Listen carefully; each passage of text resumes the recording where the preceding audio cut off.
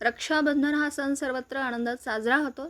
विविध राजकीय व्यक्तींना देखील राख्या बांधण्यात आल्या। मात्र कोल्हापुरातील मुख्यमंत्र्यांची लाडकी बहीण बनलेल्या महिलांनी मुख्यमंत्री एकनाथ शिंदे यांच्या कटआउटलाच राख्या बांधून रक्षाबंधन साजरा केला। माजी आमदार राजेश क्षीरसागर यांच्या शिवसेना शिवालय कार्यालयात हा सोहळा पार पडला। मुख्यमंत्र्यांकडून रक्षाबंधनाची ओवाळणी म्हणून प्रत्येक महिलेच्या बँक खात्यामध्ये लाडकी बहीण योजनेचे पैसे जमा होतात। त्यामुळे महिला वर्गात आनंदाचं वातावरण पाहायला मिळतं। त्यामुळेच मुख्यमंत्री एकनाथ शिंदे यांच्या कटआउटला राखी बांधून बहिणींनी आपल्या लाडक्या भावाप्रती असणाऱ्या भावना व्यक्त केल्यात। तर माजी आमदार आणि राज्य नियोजन मंडळाचे कार्यकारी अध्यक्ष राजेश क्षीरसागर यांनी एकनाथ शिंदे पुन्हा एकदा मुख्यमंत्री होतील असा विश्वास यावेळी बोलताना व्यक्त केला।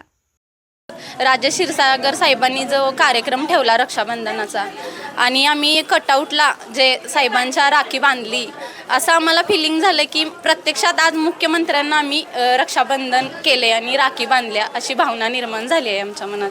आणि त्यांनी जे आम्हाला 3000 रुपये जी ओवाळणी दिली त्याबद्दल सर्व महिला समाधानी आहेत। खूपच आनंद झाला आहे आज। थँक्यू। माझं नाव प्रियंका मयूर सांगावकर, शनिवार पेठ, क्षीरसागर गल्ली। जी राखी बांधायचा आम्हाला मान मिळाला तर मान आम्हाला अतिशय आनंद झालेला आहे।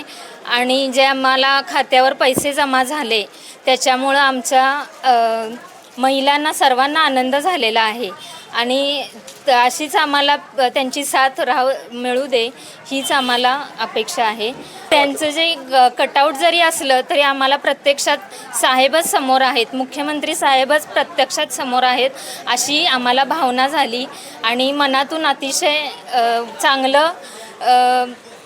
चांगली भावना निर्माण होऊन आम्हाला आनंद खूप झालेला आहे। ठीक आहे, तुमचं नाव सांगा। सौ श्यामल चंद्रशेखर तोडकर।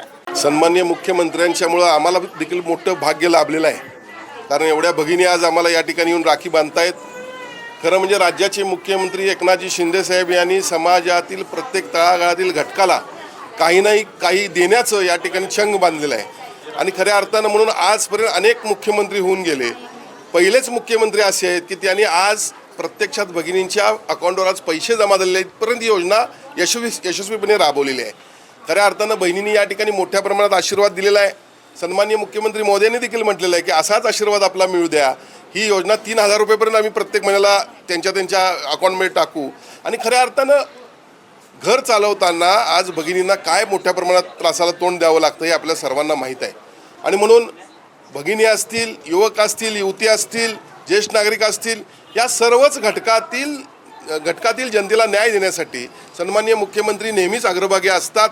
खऱ्या अर्थानं आज जर पाहिलं तर राज्यामध्ये असा मुख्यमंत्री झालेला नाही आहे, त्यामुळे भगिनींचा आशीर्वाद असा मिळालेला आहे की सन्माननीय मुख्यमंत्री या राज्याचे सातत्यानं मुख्यमंत्री राहावेत असा आशीर्वाद त्यांना मिळालेला आहे। आणि मला खात्री आहे की येणाऱ्या या निवडणुकीनंतर या राज्याचे मुख्यमंत्री मोठ्या बहुमतानं निवडून या राज्याचे परत एकदा मुख्यमंत्री होतील।